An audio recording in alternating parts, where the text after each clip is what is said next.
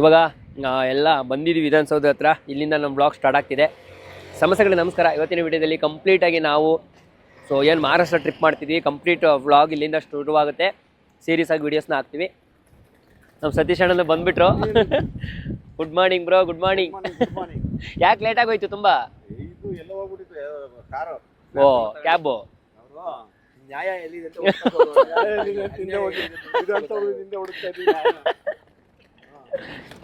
ಸರ್ಕಾರದ ಕೆಲಸ, ದೇವರ ಕೆಲಸ ಅಂದ್ರೆ ನಿಜವಲ್ಲ ದೇವ್ರ ಕೆಲಸ ನಡೆಯುತ್ತಾ?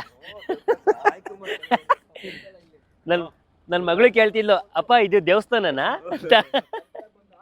ಎಲ್ಲ ಗ್ಯಾದರ್ ಆಗ್ಬಿಟ್ಟಾರ ನೋಡಿ. ರೆಡಿ ಇದೆ. ಟೋಟಲ್ 1 ತಾರಾಕ್ಸು, 2 ತಾರು, ಇನ್ನೊಂದು ಮಹೇಂದ್ರ ಬೊಲಾರೋ, ನಿಯೋ ಅನ್ಸುತ್ತೆ. ಇನ್ನು ನಮ್ಮ ಗಾಡಿ ಹಾಸನ ಹೋಗುತ್ತೆ.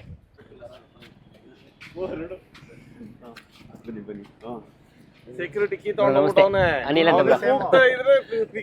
ಹೋಟೆಲ್ ಅಲ್ಲಿ ಕೊಡ್ರೆ ರಿಸೆಪ್ಷನ್ ಅಲ್ಲಿ ಯಾರು ಇಲ್ಲ ಅವನು. ಇವ್ರದ್ದು ಹಂಗೆ ಆಗಿದೆ ಇವಾಗ. ನಾನೇ ಕಳ್ಳ ಹಾಕಿರೋದು ಕೀ. ಎಲ್ಲಿಗೆ ಕೈ ಹಾಕ್ದಂಗೆ ಆಗೋಯ್ತದೆ. ಆಗಲ್ಲ ಎಲ್ಲರೂ ತೋರಿಸ್ತೀನಿ. ನಾವು ರೆಸ್ಟ್ ಮಾಡೋ ಗ್ಯಾಪ್ ಅಲ್ಲಿ hi bro. Hi hi. Kalyan ಒಂದು ಆಲ್ರೆಡಿ ಜರ್ನಿ ಮಾಡ್ಬಿಟ್ಟಿದ್ದೀವಿ ಕಲ್ಯಾಣ್. ನಾ ಲಾಸ್ಟ್ ಟೈಮ್ ಮಾತಾಡೋಣ. ಸರ್ಕಾರದ ಕೆಲಸ, ದೇವರ ಕೆಲಸ. ಬನ್ನಿ ಹೋಗೋಣ, ಕೆಲಸ ಮಾಡೋಣ.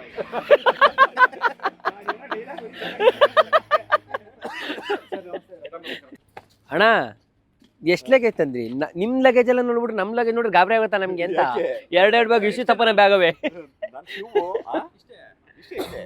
ಓ ಅಯ್ಯೋ, ನಮ್ ಲಗೇಜ್ ನೋಡ್ಬಿಟ್ರೆ ಲ್ಯಾಪ್ಟಾಪ್ ಇದೆ ಇದ್ರೊಳಗೆ, ಸೆಟಪ್, ಕ್ಯಾಮ್ರಾ ಗಿಮ್ರಾ ಎಲ್ಲ ಇದೆ.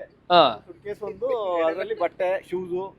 ಅಣ್ಣ ನನ್ ಕಾರ್ ಡಿಕ್ಕಿ ಪೂರ್ತಿ ನಾನು ಒಬ್ಬಂದೇ ಐತೆ. ತೆಗೆದಿದ್ದಕ್ಕೆ ತುಂಬಬೇಕು.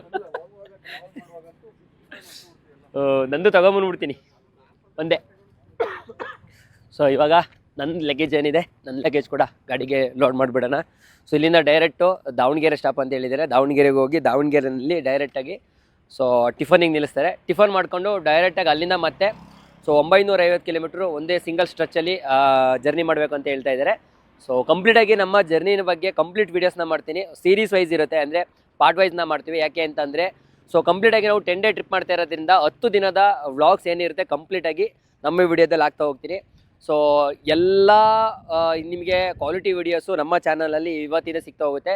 ದಯವಿಟ್ಟು ನಮ್ಮ ಚಾನಲ್ನ ಸಬ್ಸ್ಕ್ರೈಬ್ ಮಾಡ್ಕೊಳ್ಳಿ ಅಂತ ಹೇಳ್ತಾ ಇವತ್ತಿನ ನಮ್ಮ ವಿಡಿಯೋನ ಶುರು ಮಾಡೋಣ.